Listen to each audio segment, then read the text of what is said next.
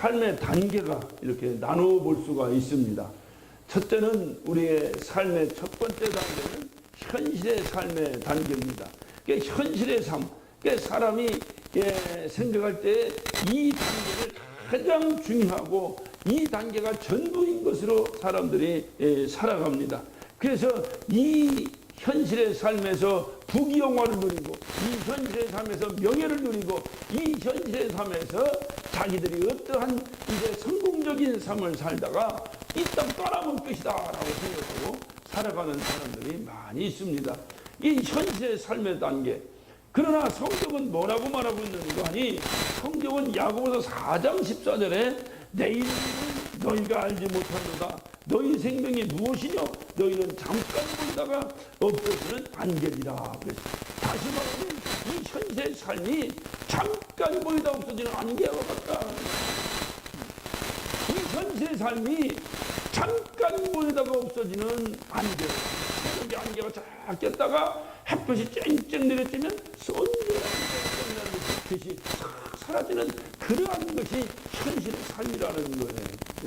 그러니까 우리의 삶은 이렇게만 보면 얼마나 허무하겠어요. 잠깐 보이다가 없어지는 안개와 같은 것이 우리의 삶인데 이 삶의 모든 것을 맡기고 이 삶의 모든 어떤 목적을 두고 이 삶의 모든 초점을 맞추고 살아간다는 삶이 얼마나 어떤 불쌍하고 또는 얼마나 허무하고 얼마나 어리석은 삶이냐 그 말이에요. 또 성경은 이렇게 말합니다. 베드로전 1장 24절에 모든 육체는 풀과 같고 모든 영광은 풀의 꽃과 같다 그랬습니다.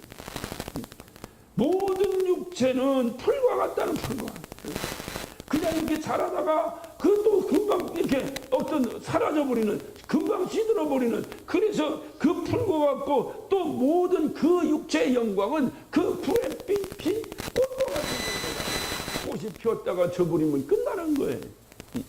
그것이 우리의 삶이요 그것이 우리의 영광일진데 그것만을 요구하며 그것만을 목적으로 살아간다는 삶이 얼마나 허무한 것이냐 그 말입니다.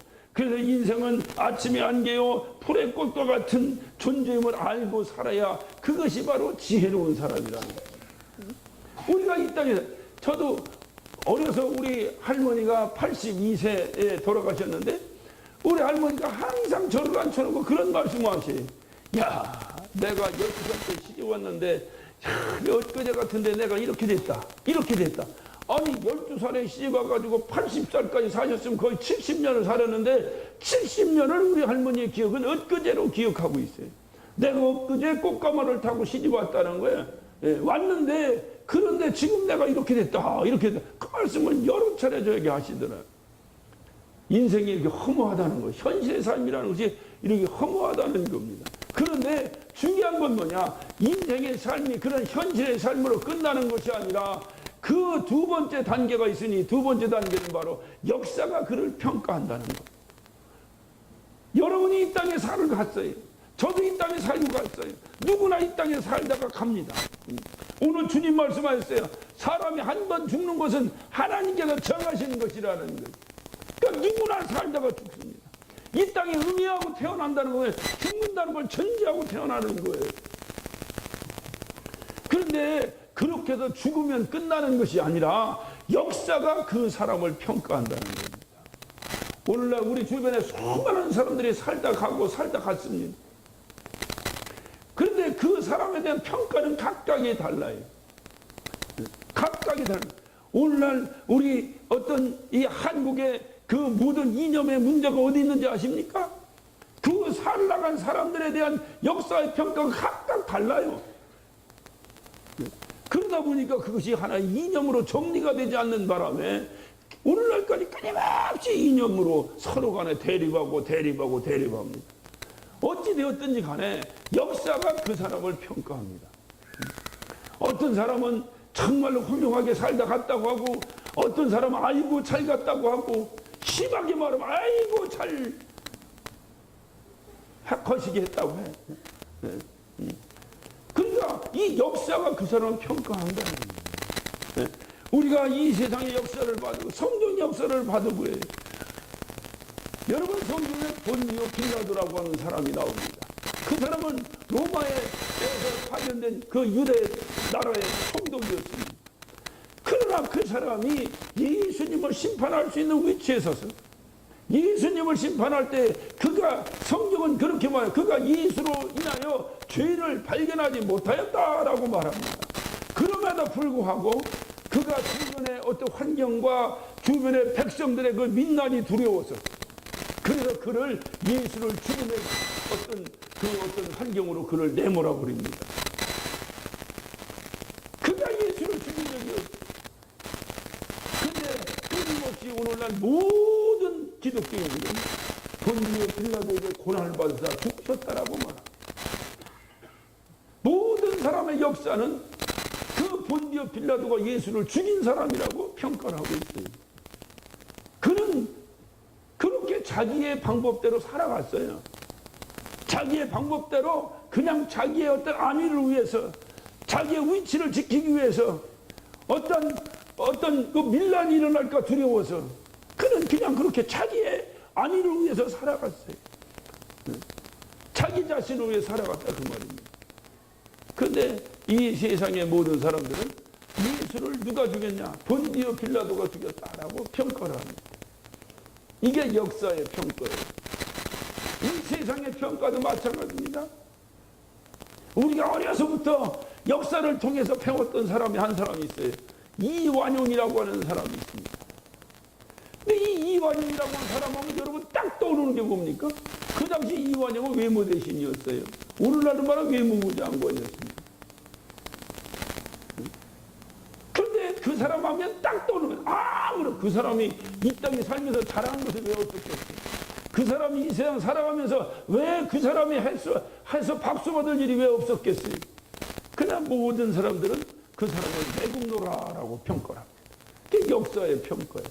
그가 그렇게 일본에 의해서 합방시켜서 그래서 일본의 근대 문화를 받아들여서 그래야만이 이 어떤 쇄국 정치를 하여 이렇게 어떤 뒤처져 있던 조국이 발전할 수 있을 것이다 라고 생각해서 일본과 합방에 사인을 했는지 어쨌는지는 모르지만은 그가 이렇게 하는 것이 국가의 이익이라고 생각해서 그렇게 했는지는 모르지만은 모든 사람이 그를 평가할 때는 그를 매국노라라고 평가합니다.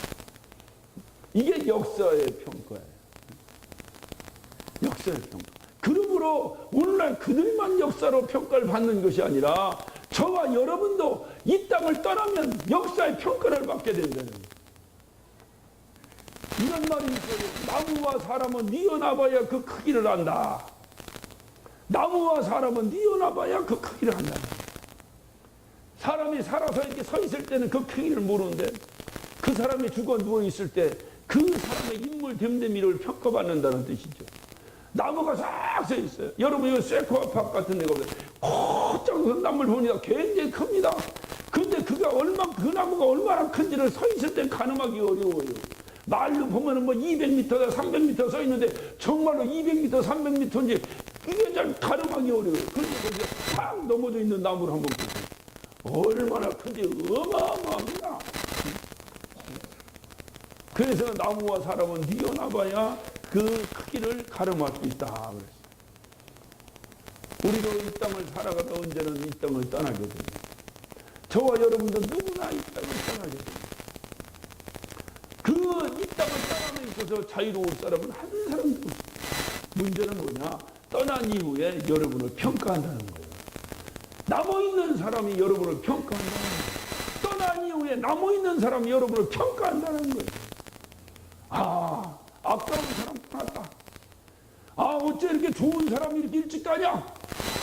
아니 정말 이 사람 떠나지 말았어야 되는데 너무 아깝다 라고 평가받은 경우도 있겠지만 에이 잘 갔다.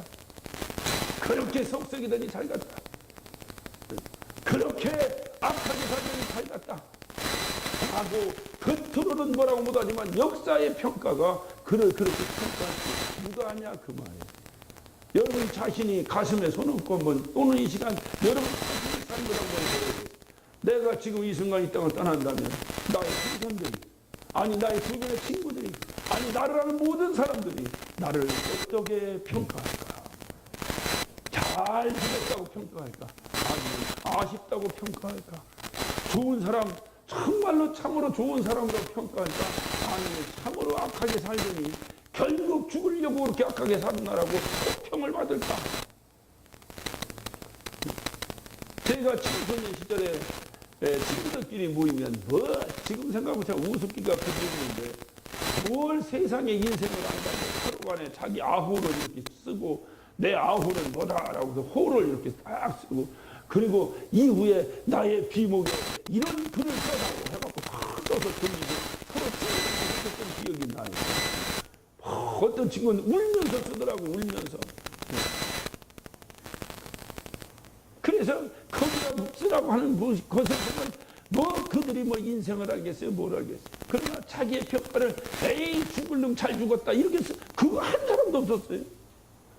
뭔가 그래도 친구를 좋아하더니 친구 곁에 떠났구나. 저는 그래서 친구를 좋아하던 놈이라고 써달라고 내가 그랬어요, 항상. 그런데 내 아우가 뭐냐? 내 아우가 청송이야, 청송. 할렐루야. 예. 어렸을 때 중학교 2학년 때 내 아우가 청송이요, 청송. 늘 푸른 소나무다 그 말, 청송. 예. 그리고 친구를 좋아하던 놈 이렇게 써달라고 그랬어요. 예. 여러분이 한번 여러분 스스로를 여러분 자신을 역사로 여러분 자신을 한번 평가해 보세요. 여러분 평가를 어떻게 과연 내리시겠습니까? 그 평가가 두렵다면 현실의 삶을 함부로 살면 안 돼요. 살아있을 때 누가 뭐라고 하지 않습니다. 살아있을 때는 뭐라고 하지 않습니다.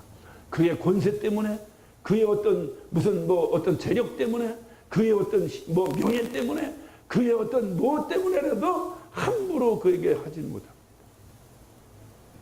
그러나 그가 떠난 후에 그를 아는 모든 사람의 가슴 속에 과연 그는 어떻게 남을까? 이 역사의 평가입니다. 그런데 더 중요한 것이 있어요. 이 세상을 떠났을 때에 그렇게 어떤 자기가 그 역사의 평가를 잘 받기 위해서 그 몸부림쳐야 되는 삶이 현실의 삶이라고 한다면 현실의 삶이 그토록 나에게 있어서 그 자기의 명예가 그렇게 소중하고 역사의 평가가 그렇게 소중하다면 현실의 삶을 잘 살아야 되듯이 그 역사의 평가보다 더 중요한 어떤 단계가 있으니 그것은 성경이 오늘 말하는 심판, 하나님의 심판의 단계. 그러니까 인간은 이 3단계가 있어요. 이 인생이라는 게 이 3단계입니다. 그러니까 현실의 삶으로 끝나는 것이 아니라 현실의 삶이 끝나면 그를 역사가 평가할 것이요. 역사가 그를 평가한 후 끝나는 것이 아니라 오늘 주님 말씀 뭐냐? 한 번 죽는 것은 사람에게 정하신 것이요. 그 후에는 반드시 심판이 있다. 하나님을 믿으시면 아멘 하시기 바랍니다. 그분 말씀이 진리인 것을 믿으시면 아멘 하시기 바랍니다. 그렇다고 한다면 진리는 영원히 변치 않는 거예요. 거짓이 아니에요. 그렇다고 한다면 여러분이 하나님의 말씀이 진리라는 사실을 믿는다면 반드시 죽음 후에 심판이 있다고 하는 이 사실도 분명히 여러분이 분명히 믿고 사셔야 될 것입니다. 반드시 심판이 있다는 거예요. 그 사람이 그냥 그렇게 살다 끝나는 것이 아니라 그 사람이 그렇게 살다가 이 세상 역사가 그를 어떻게 평가할지는 모르지만은 하나님의 평가가 있다는 거예요. 그러니까 우리가 예수 믿는 것은 바로 뭐냐? 이 하나님의 심판 때문에 그래요. 이 사실을 믿기 때문에 예수 믿는 거예요. 역사의 평가만 끝날 것 같으면 이 땅에서도 얼마든지 하나님과 상관없이 얼마든지 현실의 삶에서 인생의 훌륭한 평가를 받고 떠난 사람이 많이 있습니다. 그러나 그것이 아니라 우리는 마지막이 뭐냐? 마지막이 이 하나님의 심판, 다시 말하면 하나님의 평가를 받아야 되기 때문에 이 하나님의 평가가 반드시 있다는 걸 우리는 알기 때문에 내가 함부로 살아갈 수가 없다는 거예요. 성경은 말합니다. 바로 마태복음 16장 27절에 인자가 하나님의 영광으로 그 천사들과 함께 오리니 그때 각 사람의 행한 대로 갚아주리라. 우리 주님께 이 땅에 재림하실 때에 백보자 심판이 벌어지는데 이 심판에서 그 사람의 행한 대로 판단할 것이라는 거예요. 이것이 우리에게 두려움입니다. 그래서 함부로 살아서는 안 된다는 거예요. 우리의 행한 대로는 게 뭡니까?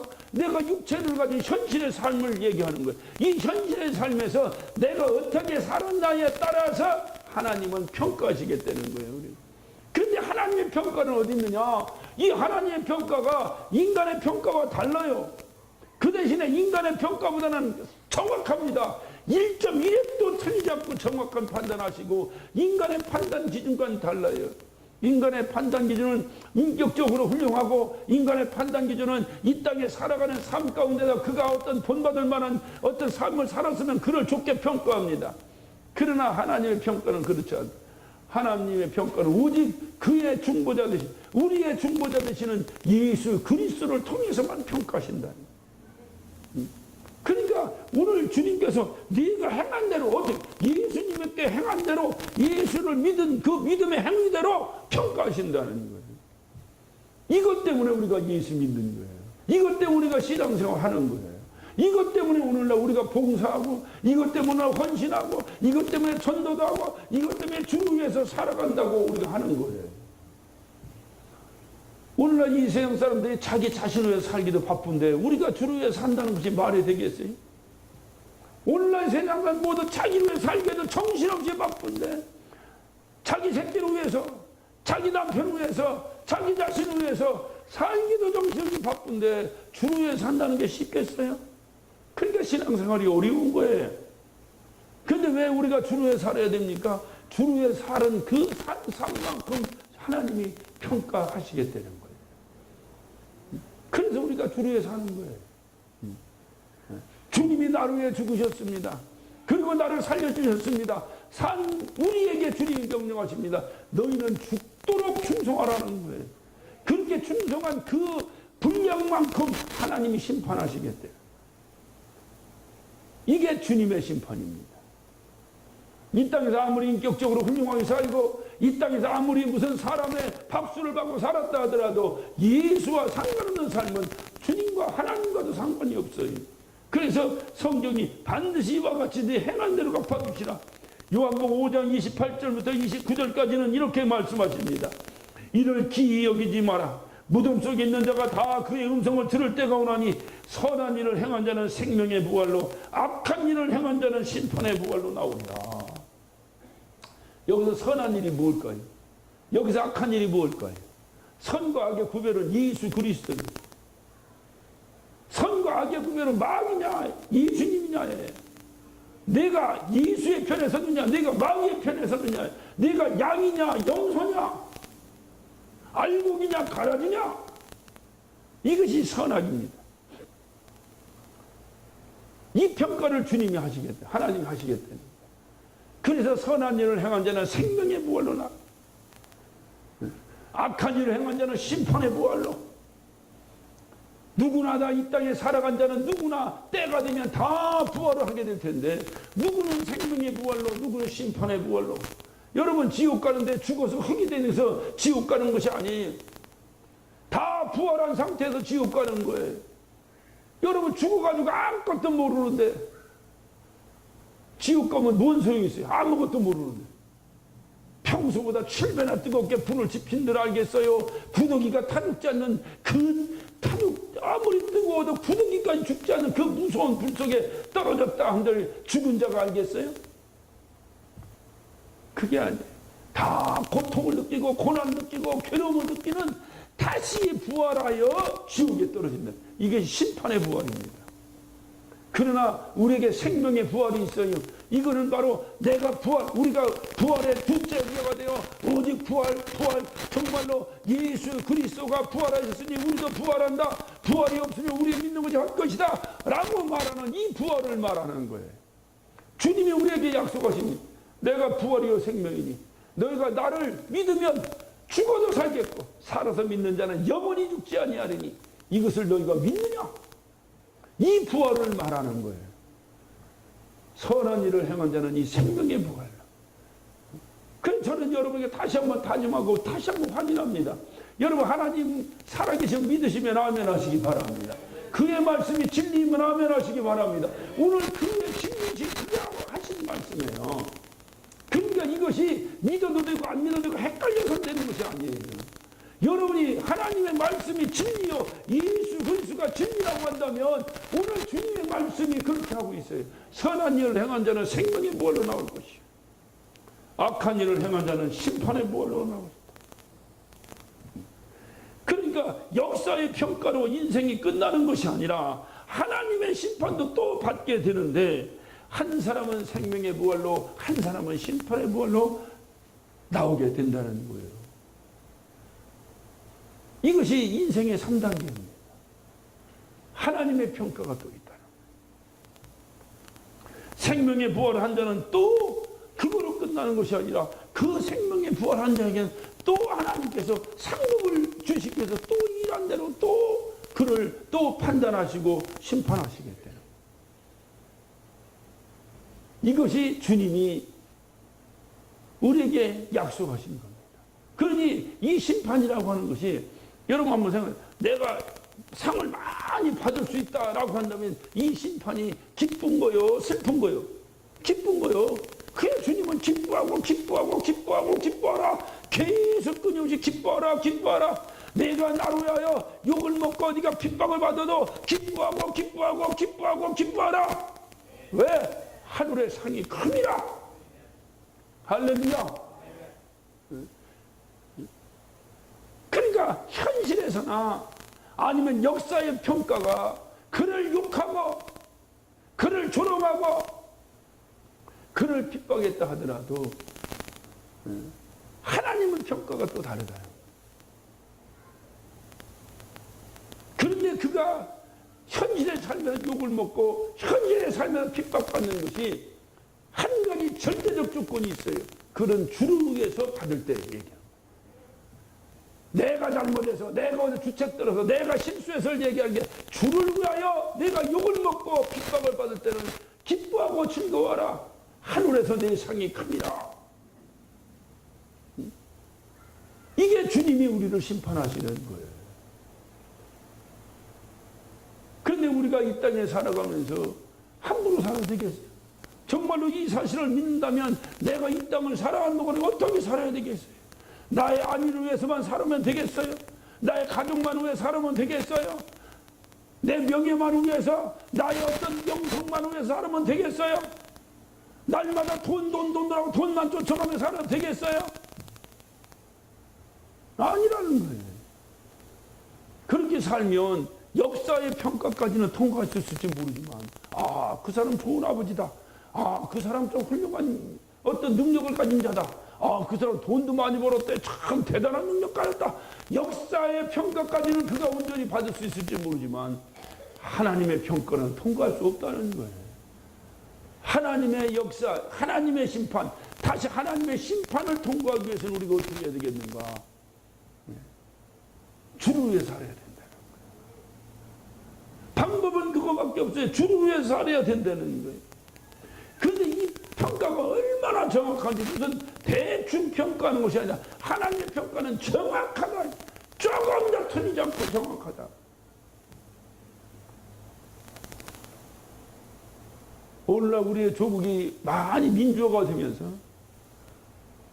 무슨 예전에 독재시대 때 억울하게 어떤 무슨 뭐 이렇게 억울한 일을 당했다든가 또 억울한 죽음을 당했다든가 뭐 억울한 여러 가지 일들을 풀어주겠다 해서 무슨 화해 뭐 진실위원회인가 진실화해위원회인가 무슨 이런 어떤 대통령 직접 위원회를 만들어 놓고 그리고 거기서 많은 사람들로부터 어떤 그 이제 이게 어떤 그 상고를 받았습니다. 상소를 받았어요. 저는 무엇이 그 당시 뭐였는데 그 당시 무엇이 저에게는 억울합니다. 무엇이 억울합니다. 무엇이. 그래서 여러분 잘 알잖아요. 많은 사람들이 그 당시에 다 사형 선고받아서 그냥 형장이슬로 살아줬던 사람들이 죽은 이후에 무죄 판결이 다 나오고 그랬어요. 그래서 국고로부터 나라로부터 몇 억씩 그들이 보상금을 받기 시작했어요. 여러분 죽은 다음에 몇 억 받았고 뭔 소용이 있습니까? 그러니까 사람의 평가는 자기의 유익한 대로 평가를 해버린다고 말이야. 대표적인 게 민청학년 사건이나 인혁당 사건 전부 다 지금 다 무죄 평가를 받아봤어요. 그 당시엔 다 공산당인 줄 알았어요. 근데 지금은 다 무죄 판결을 받았어요. 제가 잘 아는 제 친구 목사님 그 외삼촌도 인혁당 사건으로 재심 상고도 못하고 그냥 1심 판결 받고 그 다음날 사형당해 버렸어요. 그는 평생에 그 가족은 그걸 안고 살더라고. 그러니까 이걸 안고 사니까 평가가 안 돼. 앞에 뭐가 무조건 반대 그 사람은 또 그게 평가가 안 되는 거야. 이게 인간의 삶 속에서 억울함이에요. 여러분, 하나님 앞에서 그런 일이 있을까요? 하나님 앞에서도 하나님이 실수했고 실수하거나 아니면 하나님이 기분이 나빠가지고 오늘은 다 죽여. 그러니까 죽어. 나중에 하나님 기분 좋고 나니까 아이고 재심 그래가지고 또 무죄해가지고 다 죽은 거 다시 또 지옥 같은 거 다시 긁어내서 또 천국으로 보내고 이런 일이 있을까요? 1.1회이라도 빼거나 놓지 못하게 하시는 정확하신 하나님 앞에 이 정확한 심판이 우리를 기다리고 있다 그 말이에요. 과연 나는 어떻게 돼야 될까? 과연 나는 어떻게 살아야 될 것인가? 여러분 이 땅에서 그래서 우리가 함부로 살면 안 된대요. 여러분 이 땅에서 그래서 마음대로 살면 안 된다는 거예요. 여러분 그래서 이 땅에서 교회를 회방 놓고 살면 안 된다는 거예요. 여러분 이 땅에서 예수가 주인 되어야 될 자리에 자기가 주인 돼서 올라와 있어서는 안 된다는 거예요. 누구도 안 된다는 거예요. 저는 그래서 심히 두렵고 떨립니다.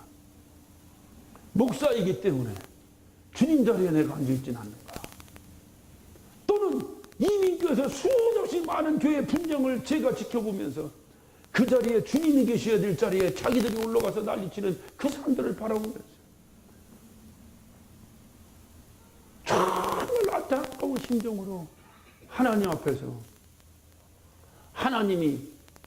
하나님께서 신원하시고 하나님께서 판단하시고 하나님께서 결정하시고 하나님께서 나중에 다 옳고 그름을 결정지으실 것입니다.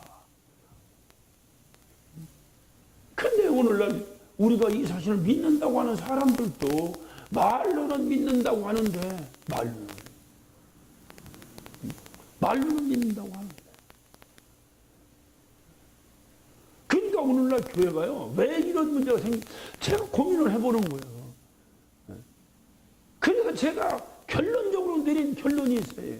그게 바로 뭐냐, 정말로 하나님과의 관계에서 왜 교회가 이렇게 힘이 없고 왜 이러는가.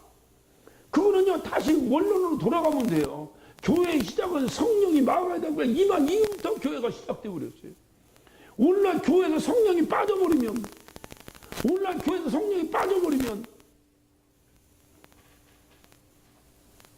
여전히 인간의 어떤 고상한 인간의 집단으로 끝나버리고 만단 말이에요. 여러분 사도행전 19장에 보면요 바울이 에베소 교회를 다시 방문합니다. 방문해 설교하려고 했더니 냉랭한 거 여기 앉아있는 사람들이. 그때 바울이 답답하니까 외칩니다. 너희가 믿을 때 성령을 받았느냐라고 믿습니다.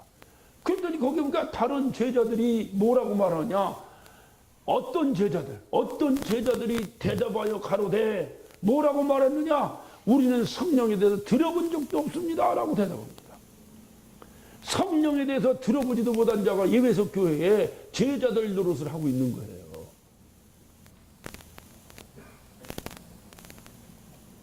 그리고 소아시아 교회 7개 교회를 향해서 주님께서 책망하시고 칭찬하시고 할 때 요한계시록 2장부터 쭉 나오는 소아시아 7개 교회를 향한 주님의 메시지 가운데 에베소 교회를 향해서 주님이 뭐라고 말씀하십니까? 첫사랑을 회복하라는 거예요. 왜 그들이 첫사랑을 잃어버렸을까요? 그렇지, 이유는 한 가지, 성령이 빠져버리면 다 끝나는 거예요. 다 끝나는 거예요.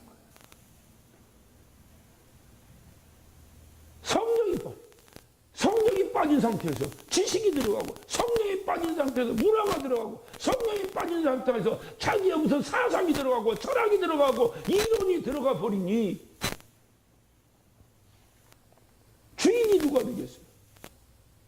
성령님이 교회의 주인이고 예수 그리스도가 교회의 몸인 예수 그리스도가 교회가 주인이 되어야 될 이 교회의 실존 앞에 사람의 지식이, 사람의 사상이, 사람의 자기의 똑똑함이, 그러니까 교회는 끊임없이 분쟁이 일어나는 거예요.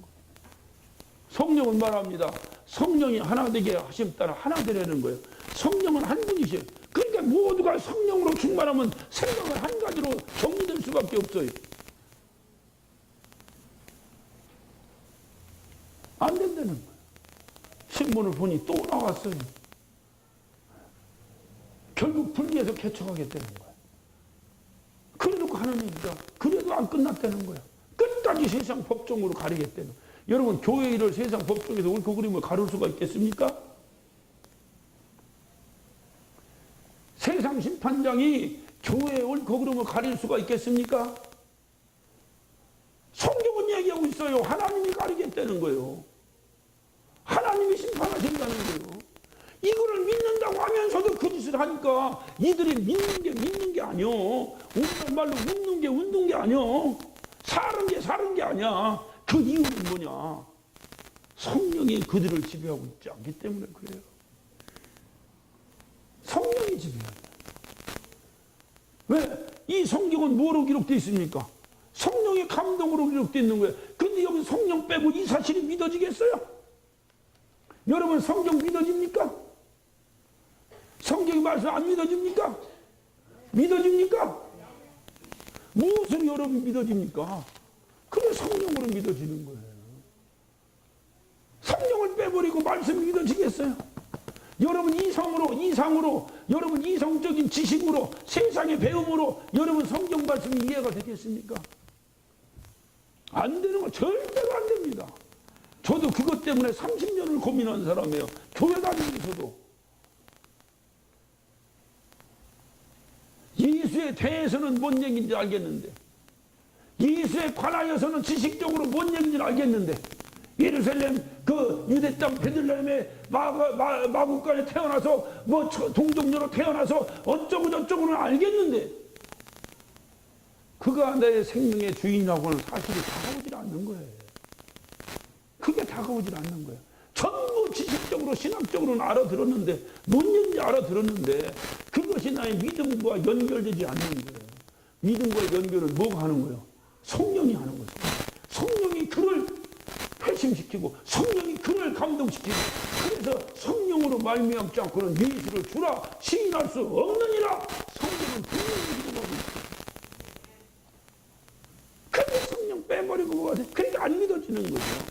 이론적으로는 사람이 죽는 것은 정한 하나님이 맞지. 그거 부인하는 사람 없어요. 맞지. 하나님이 정했지. 그러니까 오늘날 모두가 이 땅을 떠나고 다 죽으면 부고에 나옵니다. 난 정말로 그 양반에 다 교회에 그렇게 열심히 다닌다는 건지 난 모르고서 정말 그건 모르겠는데 전부 주님의 부름을 받았다는 거예요. 부고를 여러분 신문 부고를 보세요. 전부 주님의 부름을 받아 하늘나라 갔다는 거예요. 누가 하늘나라 갔다고 얘기해 줬는지는 모르겠어요. 자기들이 갔다라면 간 거고 안 가면 안 간 건지. 아니 부르신 분이 불러야 간 거고 안 부르면 안 간 거 아니야? 누가 그거를 판단하는 건지. 멋있는 말로 아이고 죽었다 이렇게 얘기하기 그러니까 멋있는 말로 하늘나라 갔다고 얘기하는 건지. 오늘날 여러분 TV나 이런 데 보면 예수 믿지 않는 사람들도 우리 어머니가 하늘나라에서 편안히 이제는 편안히 계시고, 여러분 그런 얘기 들어봐 못 들어봐? 들어보죠. 과연 그들이 뭔 얘기인지, 하늘나라가 뭔지 알고 하는 얘기인지. 전부 지식적으로는 그렇게, 이론적으로 사상적으로는 그렇게 얘기한다 그 말이에요. 그런데 실질적으로 믿어지질 않는다. 성령이 빠져버립니다. 오늘날 교회에서 이게 문제예요. 오늘날 교회 문제라고 굳이 얘기하기보다는 오늘날 믿는 모든 일들의 문제가 여기 있다. 다시 한번 전해 묻습니다. 사람이 한 번 죽는 거 하나님이 정하신 것인데 그 문제는 반드시 우리의 삶을 통한 평가가 심판이 있는 줄로 믿으시면 아멘 하시기 바랍니다. 그렇다면 여러분 그 심판의 준비를 하고 계신가요? 주님 만날 준비를 하고 계신가요? 그 주님 만날 준비는 현실의 삶에서 이루어지는 거예요. 내가 육체를 가지고 있는 이 순간에 이루어지는 거예요. 떠나버리면 그만이에요. 그래서 현실의 삶이나 역사의 평가나 하나님의 심판이 따로 있는 것이 아니라 하나로 쭉 이어져 있다고 하는 사실입니다. 내가 현실에도 어떻게 살았냐에 따라서 역사도 나를 평가할 것이고 하나님도 그 현실의 삶을 평가할 것이다. 우리는 바로 이것이 굉장히 중요합니다. 여러분 성경에 보면요, 가룟유다가 나오는데 이 가룟유다는 현실의 삶도 실패했어요. 예수님을 팔아먹은 정말로 폐륜적인 이 흉악한 그러한 사람이다 라고 사람들은 그런 평가합니다. 왜? 그가 현실의 삶에서 예수를 팔아버렸잖아요. 은 30냥에. 그러니까 역사도 그런 가룟유다는 예수를 판 제자, 예수를 판 제자, 역사가 그렇게 평가합니다. 역사가 그를 그렇게 평가하지만 역사의 평가로 끝났습니까? 하나님도 그를 버렸습니다. 하나님의 평가도 끝났어요. 그러니까 현실의 삶이 역사의 평가와 하나님의 평가를 결정짓는다니까요. 이게 따로따로 떨어진 게 아니에요. 향유옥합을 깨뜨려 주님의 발을 닦아낸 그 마리아를 평가해보세요. 그는 현실의 삶에서도 정말로 그 귀하고 귀한 그 자기의 향유옥합을 팍싹 깨뜨려서 그 예수님을 사랑하는 그 어떤 사랑의 고백으로 예수님의 그 고단한 발을 닦아드렸어요. 그때 아무도 하다못해 그냥 일반 어떤 또랑물을 퍼다가라도 예수님 발을 닦아주는 자가 없었던 그 순간에 그 마리아는 자기의 결혼 지참금으로 준비했던 향유옥합 그거를 바싹 깨뜨려, 그것도 그 당시에 300데나리온이나 되는 엄청난 액수의 가치가 있는 그 향유를 바싹 깨뜨려서 고단한 예수님의 발을 닦았어요. 그 가정을 누가, 그의 삶이 그런 삶을 그 이후에 역사가 뭐라고 평가합니까? 끊임없이 향유옥합 깨뜨린 마리아, 향유옥합 깨뜨린 마리아, 주님의 발을 닦아드린 마리아. 역사의 평가도 계속 주님은 뭐라고 평가합니까? 복음이 증거되는 곳마다 이 여인이 기념될 것이다 라고 선포하셨어요. 여러분, 현실의 삶이 어떻게 살았느냐가 역사를 평가하고 역사의 평가, 그 역사의 평가뿐만 아니라 하나님 앞에서도 심판의 평가가 이루어진다는 사실을 꼭 기억하셔야 돼요. 그래서 함부로 살면 안 되는 거예요. 그래서 막 자기 멋대로 살면 안 되는 거예요. 하다못해 어떤 철학자는 이렇게 말합니다. 사람은 사회적 동물이라는 거예요. 그게 뭔 얘기입니까? 자기 혼자 못 산다는 거죠. 내가 내 멋대로 막 살, 그걸 어린아이 때 얘기야, 어린아이 때. 어린아이 때는 울고 싶으면 울고, 자기가 뭐 땡깡 놓고 싶으면 땡깡 놓는 거예요. 그러나 그가 어느 정도 인격이 형성된다면 절대 그렇게 할 수 없습니다. 주변을 살펴보고, 내가 여기서 이렇게 하면 안 되나를 살펴본 다음에 합니다. 그런 것 저런 건 다 무시해버리고 제 멋대로 사는 사람을 우리는 망난이라 그렇게 평가합니다. 참 훌륭하다. 쟤는 개성 있다. 누구 의식도 안 하고 지 멋대로 산다. 이렇게 평가하는 사람은 같은 망난입니다. 누구도 그렇게 평가하지. 참 저렇게 하면 안 되는데. 자기가 승질난다고 아무 안 되고, 자기가 뭐 한다고 아무 사람 막 자기가 즐겁다고, 남들 다 슬픈데 자기 즐겁다고 혼자 떠들고 즐거워하고. 안 그래요. 내가 아무리 기쁜 일이 있어도 남들 슬픈 장소에 가면 그 기쁨을 나타내지 않는 거예요. 그래서 사회적 동물이라는 게 서로 이렇게 어우러져 사는 거라는 거예요. 그렇게 어우러져 살 때에 그 사람이 떠난 이후에 그 사람들의 입술을 통해서 그 사람을 평가하는 걸 우리는 역사의 평가다 그렇게 얘기한다고요. 그런데 그 사람의 평가뿐만 아니라 하나님도 그를 그렇게 평가하신다. 그래서 우리는 하나님의 평가, 이 하나님의 심판을 준비하고 살아야 돼요. 저와 여러분이. 언젠가 우리는 불언간에 주님이 부르시면 떠납니다. 흔한 말로 태어나는 순서는 있어도 떠나는 순서는 없다는 얘기는 여러분 수도 없이 들으셨을 거예요. 젊다고 안 떠나고 늙었다고 떠나고 그러지 않아요. 늙고 젊음이 없어요. 언젠가 불언간에 누군가 불언간에 어떠한 연유로 있든지 간에 이 땅을 떠납니다. 떠난 이후에 우리는 역사의 평가도 중요하지만 그것이 그렇게 중요한 것이 아니라 그것보다 더 중요한 평가가 있으니 하나님의 심판대 앞에 섰을 때 하나님은 나를 어떻게 평가하실 것인가. 성경은 예수 그리스도에 대해서 말씀하고 있어요.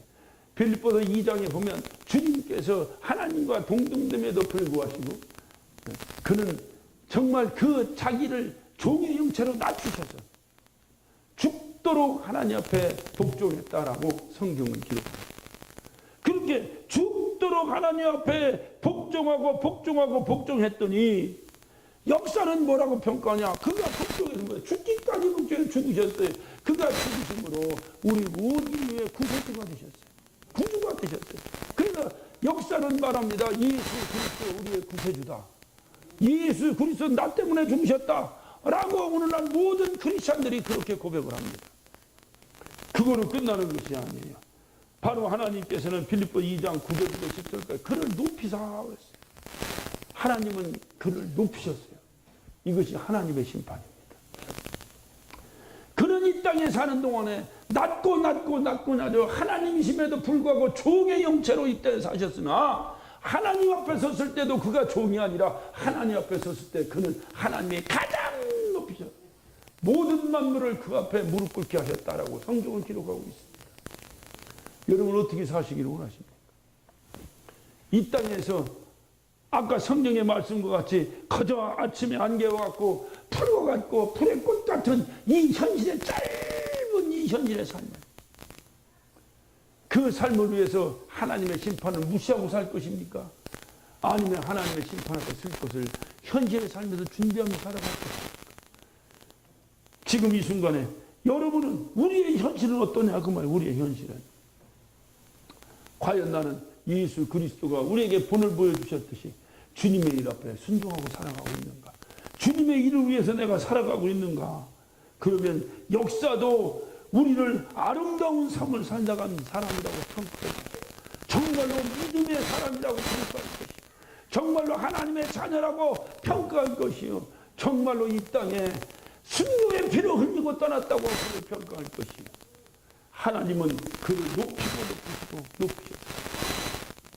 우리의 영광뿐만이 아니라 하나님도 큰 영광 받으실 줄을 믿습니다.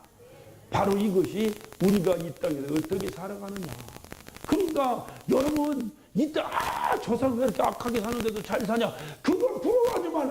그거는 이 땅에서 현실에서 그는 성공했는지는 모르지만 그가 이 땅을 딱 떠난 이후에 역사가 그를 뭐라고 평가하겠냐고 말이에요. 여러분 그거 두렵지 않습니까? 그거 부러워할 게 하나도 없어요.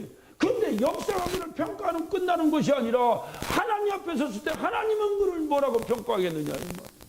그를 통해서 수많은 사람이 흘렸던 눈물에 대한 그 어떤 형벌은 누가 감당할 것이냐 그 말이에요. 이것이 예수 믿는 사람이에요. 반드시 하나님이 심판하신다. 오늘 말씀했잖아. 한 번 죽는 것은 정한 것이요. 하나님이 정한 것이요. 그 후에는 심판이 있다. 믿으시면 아멘 하시기 바랍니다. 그러므로 저 사람 나쁜 사람 심판만 이렇게 하라는 것이 아니라 부러워할 필요 없다. 나도 심판대 앞에 섰을 때니 나도 조심하고 살아야 된다. 그 말이에요. 나는 과연 어떻게 살 것인가. 하나님 앞에 순종하는 그것만이 하나님의 심판 앞에 승리하는 것이요. 하나님께 영광 돌리는 것임을 믿으시기를 예수 이름으로 축원합니다. 그래 사도 바울도 자기의 삶을 마무리하며 그의 삶 가운데 끊임없이 고백했던 게 있어요. 여러분 한번 고린도후서 한번 찾아보고 말씀 마치겠습니다. 고린도후서 5장 8절부터 제가 봅니다. 8절부터 10절까지를 우리 다 같이 한번 찾아요. 다 같이 읽어봅시다. 고린도후서 5장 고린도후서 5장 8절부터 10절까지 시작. 우리가 담대하여 원하는 바는 차라리 몸을 떠나 주와 함께 거하는 그것이라. 그런즉 우리는 거하든지 떠나든지 주를 기쁘시게 하는 자 되기를 힘쓰노라. 이는 우리가 다 반드시 그리스도의 심판대 앞에 드러나 각각 선악간에 그의 몸으로 행한 것을 따라 받으려 함이라. 사도 바울이 그렇게 열심히 했던 사도 바울의 온전한 신앙이 그리스도가 여기 있는 거예요. 사도 바울은 어떤 사람이라고요? 차라리 빨리 죽기를 원했던 사람이라. 왜냐하면 예수 전하면서 또 상 두드려 맞지. 예수 전하면서 또 상 감옥에 갇히지. 예수 전하면서 또 상 손가락질 받지. 그러니까 아이고 차라리 죽었으면 좋겠다. 왜 그 생각이 없겠어요? 왜 그 생각이 없겠어? 여러분 예수 때문에 핍박받아가면 한번 살아보세요. 빨리 주님 만나고 싶지. 더러운 이 세상에서 제가 벌어지만 못한 저것들에게 내가 조롱받고 살아야 되겠느냐? 빨리 떠나고 싶다. 빨리 떠나고 싶다. 이게 뭐냐? 죽고 싶다고 말해요. 나는 차라리 내가 죽는 것이 낫다. 그러나 우리가 거하든지 살든지 죽든지 주를 기쁘시게 하는 자가 되기를 힘쓴다. 할렐루야. 내가 죽는 것이 주님이 기쁘시면 죽고, 내가 사는 것이 주님이 기쁘시면 살고, 내가 살더라도 주님을 기쁘시게 하는 일을 살면서 살고 싶다. 그 말이에요. 그 이유는 한 가지, 반드시 있을 심판 때문이다 라고 기록하고 있습니다. 여러분이 사도 바울의 고백이 저와 여러분의 신앙 고백이 되시기를 예수 이름으로 축원합니다. 그래서 모든 현실의 삶 속에서 하나님께 순종함으로 하나님의 심판 때부터 승리하는 저와 여러분 되시기를 예수 이름으로 축원합니다. 기도하십시오.